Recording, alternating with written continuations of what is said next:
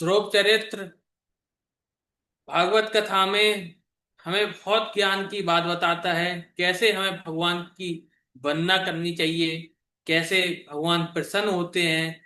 यह नहीं है कि एक उम्र होती है भगवान को प्रसन्न करने के लिए, लेकिन एक 4.5 साल। आइए हम ध्रुव चरित्र की ओर चलते हैं, तब हम सुनाते हैं। श्री मैत्र मुनि जी कहते हैं विदुर जी से, स्वयंभु मनु और शत्रुपा के प्रियव्रत और उत्तानपाद नामक दो पुत्र थे। उत्तान उत्कृष्ट युक्ता पाद संतति ध्रुवो यशसा उत्तान पाद। ध्रुव जैसा भगवान का भक्त जिसका पुत्र है उसे उत्तान पाद कहते हैं। अथवा उत्तानुपादो गर्भ यस्य सा उत्तान पाद। माता के गर्भ में जिसके ऊपर की ओर पैर होते हैं उसे ऐसे जीवात्मा को उत्तान पाद कहते हैं।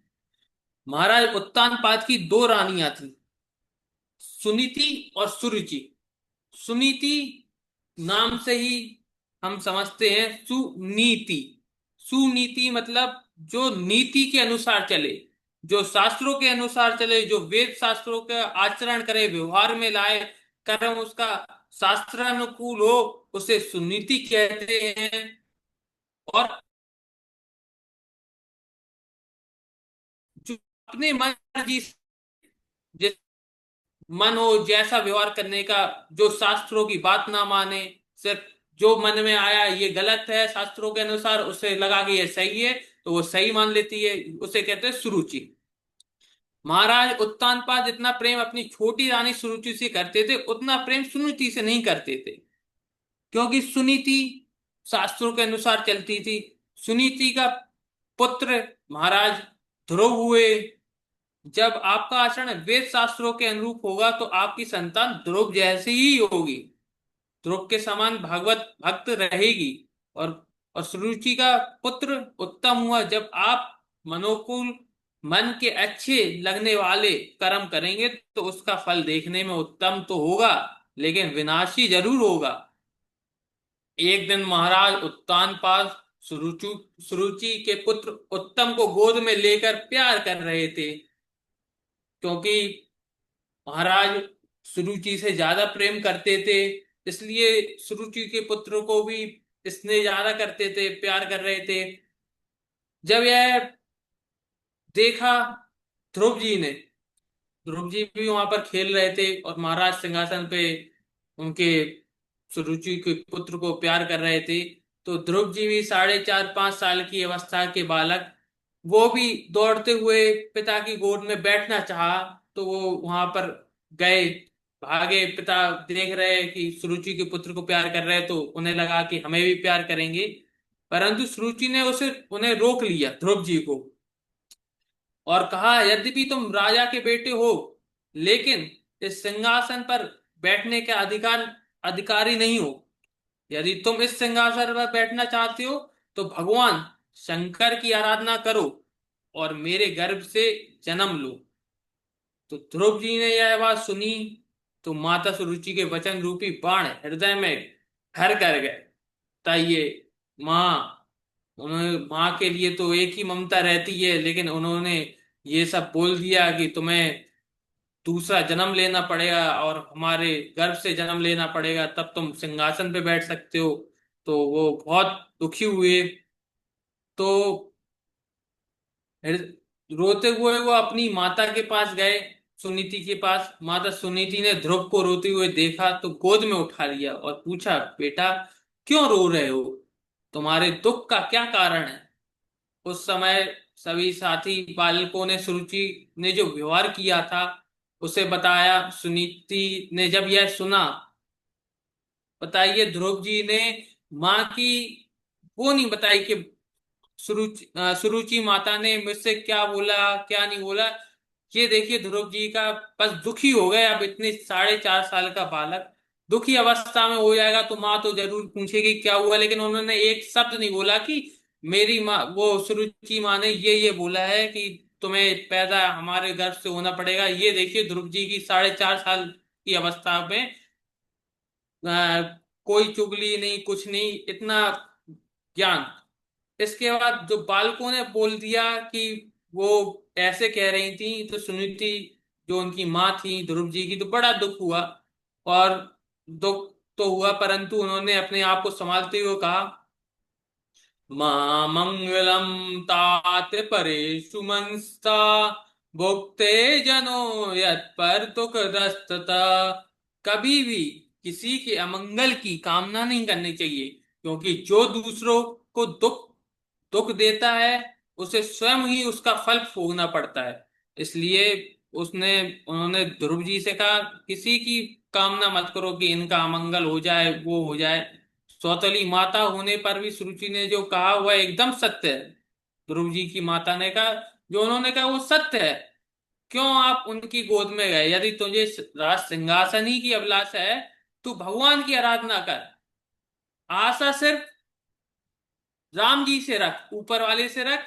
ये नहीं है कि हमें ये चाहिए तो हम इसके पास चले जाएं। आजकल होता है बहुत समाज में, किसी को किसी चीज की अभिलाषा होती है तो कोई किसी के साथ लग जाता है, कोई काम कराना हो तो किसी नेता के साथ लग जाता है, या किसी के साथ अन्य लोगों के साथ लग जाता है, कि उससे समझ में आता है कि इससे मेरा मतलब निकल जाएगा। लेकिन यह आशा सब गलत है, क्योंकि आशा सिर्फ एक राम जी से।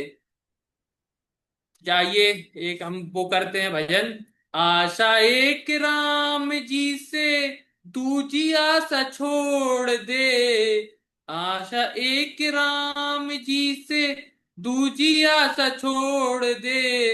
नाता एक राम जी से, दूजा नाता तोड़ दे। नाता एक राम जी से, दूजा नाता तोड़ दे। साधु संग राम रंग, अंग अंग रहिए। जाई विधि रखे राम, ताही विधि रहिए। साधु संग राम रंग, अंग अंग रंगिए। जाई विधि राखे राम, ताई विधि रहिए। सीताराम सीताराम, सीताराम कहिए। सीताराम सीताराम, सीताराम कहिए। सीताराम सीताराम, सीताराम कहिए। जाई विधि राखे राम, ताई विधि रहिए। मुख में हो राम नाम, राम सेवा हाथ में। मुख में हो राम नाम, राम सेवा हाथ में। तू अकेला नहीं प्यारे, राम जी तेरे साथ हैं। तू अकेला नहीं प्यारे, राम जी तेरे साथ हैं। सीताराम सीताराम, सीताराम कहिए। जाई विधि ताई विधि, ताई विधि रहिए। तो उन्होंने, सुनीति जी ने जी से कहा, से रखो और किसी से नहीं रखो। और अगर तुम्हें बैठना ही है तो परमात्मा की गोदी में बैठो। और वो गोदी सर्वश्रेष्ठ है, उसे कभी तुम्हें कभी कोई नकारेगा नहीं। अगर उन्होंने अपना लिया तो तुम हमेशा उनकी गोदी में बैठोगे। अगर राज सिंहासन की अभिलाषा है तो भगवान की आराधना कर। माता सुनीति ने जब इस प्रकार के उपदेश दिए तो ध्रुव उनके चरणों में प्रणाम किया और वन की ओर निकल पड़े। मार्ग में देवर्षि नारद मिले। उन्होंने पूछा, बेटा इस प्रकार निर्जन वन में अकेले कहाँ जा रहे हो? तो ध्रुव ने कहा, मेरी सौतेली माँ ने मेरा अपमान किया है, इसलिए मैं राज सिंहासन की इच्छा से भगवान की आराधना के लिए जा रहा हूं। देवर्षि नारद ने कहा, बेटा इस अवस्था में क्या अपमान और क्या सम्मान, इसलिए अपने घर लौट जाओ। क्या होता है, जब आप भगवान की भक्ति में जाते हैं, जब भगवान परीक्षा लेते हैं, भगवान ऐसे आराधना नहीं करवाते। भगवान पहले डराते हैं कि क्या करोगे मेरी भक्ति से, क्या मिलेगा, डराएंगे। तो ऐसे ही देवर्षि नारद ने उन्हें डराया। कहा, बेटा इस अवस्था में क्या अपमान और क्या सम्मान, घर लौट जाओ। तो क्योंकि जिस परमात्मा को प्राप्त करना चाहते हैं वो उन्हें पाना अत्यंत कठिन है। बड़े बड़े ऋषि मुनि अनेकों जन्मों तक उनकी आराधना करते हैं, परंतु उन्हें प्राप्त नहीं कर पाते। ध्रुव जी ने कहा, मुनिवर, सौतेली माता के वचन रूपी बाणों से मेरा हृदय छलनी हो गया है, जिसके कारण आपका उपदेश मेरे हृदय में नहीं ठहर रहा। यदि आप मेरे मार्गदर्शन करना चाहते हैं तो उपदेश दीजिए, अन्यथा मुझे आपकी कोई आवश्यकता नहीं है। देवर्षि नारद ने ऐसा दृढ़ निश्चय पहले कभी नहीं देखा था कि 4.5 साल का बालक इतना, उनकी सौतेली माँ ने जो इतने कड़वे वचन बोले थे, देवर्षि नारद जी की वो बात नहीं मान रहे कि बड़े बड़े ऋषि मुनि जन्मों लग जाते हैं भगवान की साधना को, तब भगवान प्रसन्न होते हैं, लेकिन उन्हें भगवान की साधना करनी थी, चाहे जन्मों लगे, चाहे कितना भी समय लगे। लेकिन देवर्षि नारद ने उनका हौसला देखा कि यह बालक भगवान की साधना करना चाहता है, तो मैं इसका मार्गदर्शक करूं। तो देवर्षि नारद ने देखा, अहो तेज क्षत्रियाणाम मानवं ममृषत्याम बालोप्यम हृदा धत्ते यस्मातु सद्वचः। अहो, इस क्षत्रिय कुमार के तेज को तो देखो, जो थोड़ा भी मान भंग नहीं सह सका। धन्य है यह बालक जिसका इस प्रकार का दृढ़ संकल्प है। देवर्षि नारद ने ध्रुव को उपदेश दिया कि बेटा, तत्तात तत्तात गच्छ भद्रम ते यमुनायाश्चटं शुचि पुण्यम मधुवनम यत्र सानिध्यम नित्यदाहरे।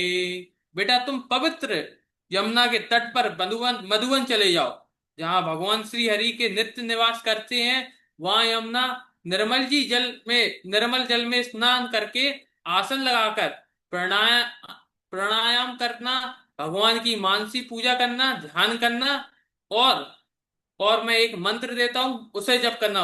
ओम नमो भगवते वासुदेवाय। यह द्वादश अक्षर मंत्र है जो आप जप करना। ओम नमो भगवते वासुदेवाय। ओम नमो भगवते वासुदेवाय। वासुदेवाय वासुदेवाय।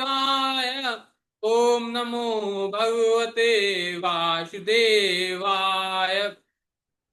इस उपदेश को प्राप्त कर ध्रुव ने देवर्षि नारद के चरणों में प्रणाम किया, उनकी परिक्रमा की और मधुवन की यात्रा की।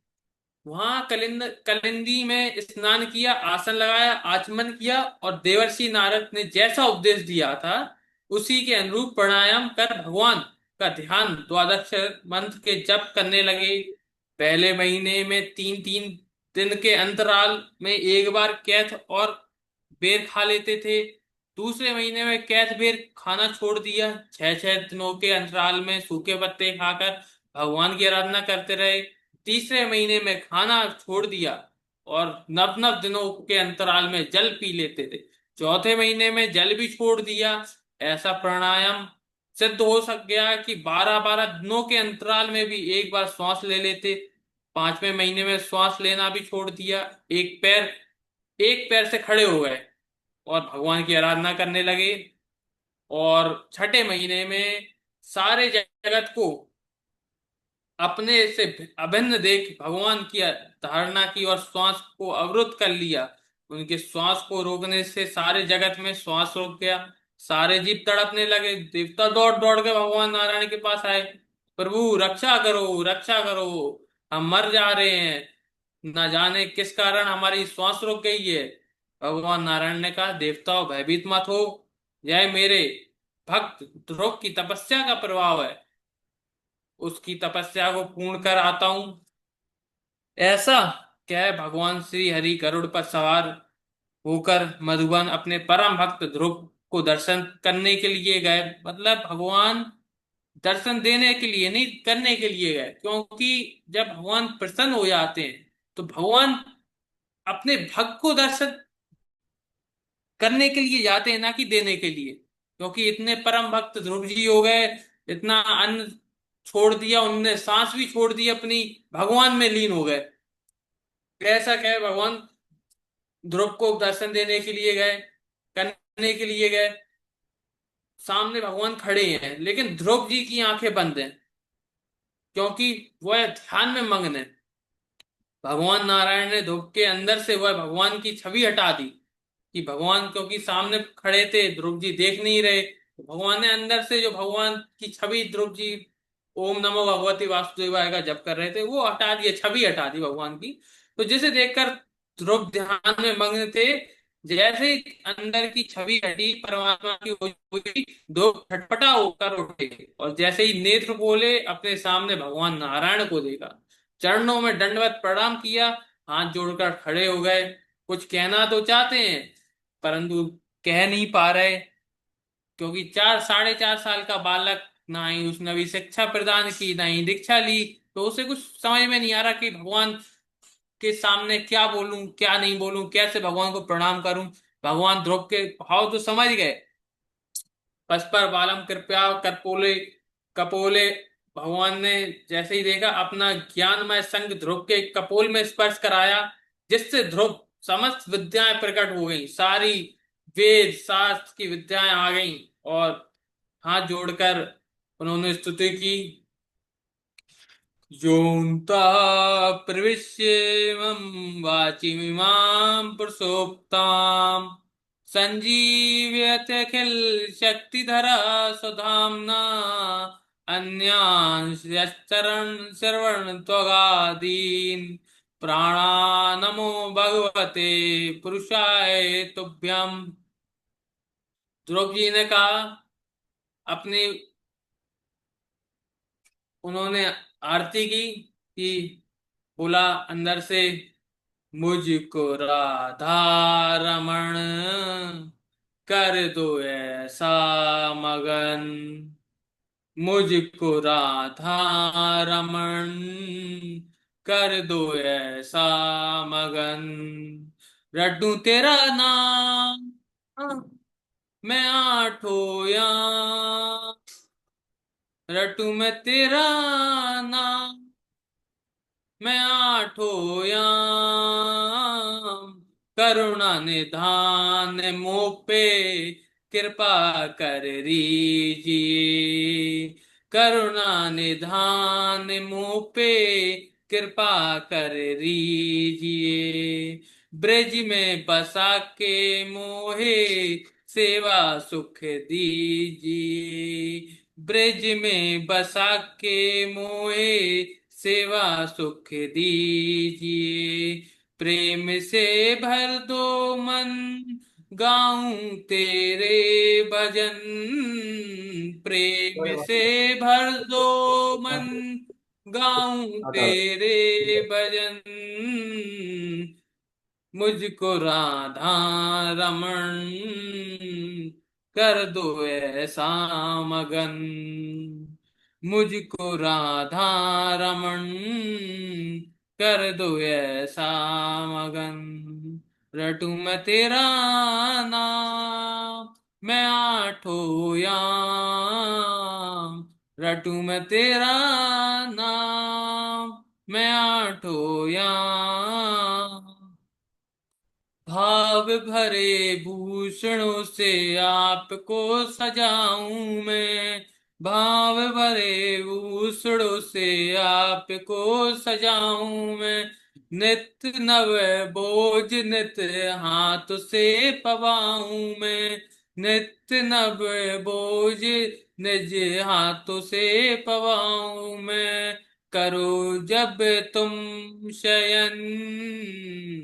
दाबू तुम रे चरण, करो जब तुम शयन दाबू तुम रे चरण, मुझको राधा रमण कर दो ऐसा मगन, मुझको राधा रमण कर दो ऐसा मगन, जब भी विहार करो प्यारी संग सांवरे, जब भी विहार करो प्यारी संग सावरे, फूल बन जाऊं जहां धरो तुम पाओ रे, फूल बन जाऊं जहां धरो तुम पाओ रे, बन के शीतल पवन छू तेरा बदन, बन के शीतल पवन छू तेरा पवन बदन, रटू मैं तेरा नाम मैं आठों याम, रटू मैं तेरा नाम मैं आठों याम, मुझको राधा रमन कर दो ऐसा मगन, मुझको राधा रमन कर दो ऐसा मगन। प्रभु अपने ही ऐसे उन्होंने अपनी स्तुति की, जैसे ही उन्होंने उनके स्पर्श कराया, कपोल में संत ध्रुव जी को स्पर्श कराया, उन्होंने स्तुति की, बढ़िया अच्छी स्तुति थी। प्रभु आपने ही मेरे अंत प्रकांड में प्रवेश कर मेरी सोई हुई वाणी को सजीव किया, तथा आप ही हाथ पैर कान त्वचा आदि इंद्रियों को चेतना प्रदान करते हैं। मैं आपको बारंबार प्रणाम करता हूँ। भगवान ने कहा, बेटा ध्रुव, मैं हृदय का संकल्प जानता हूँ। तुम जिस पद का प्राप्त करना चाहते हो उसे आज तक किसी ने प्राप्त नहीं किया होगा। मैं तुम्हें वह ध्रुव पद प्रदान करता हूँ जो त्रिलोकी से ऊपर और जिसकी सप्त ऋषिगण परिक्रमा करते हैं। उससे पूर्व तुम उससे पूर्व तुम 36,000 वर्षों तक धर्म पूर्वक पृथ्वी का पालन करो, और अंत समय में मैं तुम मेरा स्मरण कर मुझे प्राप्त कर ले लोगे। ऐसा कह भगवान नारायण अंतर्ध्यान हो गए। ध्रुव अपने नगर में लौट आए। महाराज उत्तानपाद ने जैसे ही यह सुना कि भक्त ध्रुव आ रहे हैं, उनकी अगवानी में के लिए नगर से बाहर निकल आए, और जैसे ही ध्रुव आए, देखा, रथ से कूद पड़े, ध्रुव की गोद में उठा लिया। जो पिताजी पहले ध्रुव को गोद में नहीं उठाते थे, और आज जहां भगवान ने उन्हें गोद में उठा लिया तो संसार उन्हें गोद में उठाना चाहता है। हालांकि वो तो पिता ही है उनके, लेकिन पिता ने पहले, ठीक है, उन्होंने नहीं उठाया था, तो आज भगवान ने उन्हें गोद में उठा लिया, तो आज पिता भी गोद में उठा रहे हैं। तो ध्रुव ने अपने माता पिता के चरणों में प्रणाम किया, और नगर में बड़ा भारी स्वागत सत्कार हुआ ध्रुव जी का। महाराज उत्तानपाद ने ध्रुव का राज्य,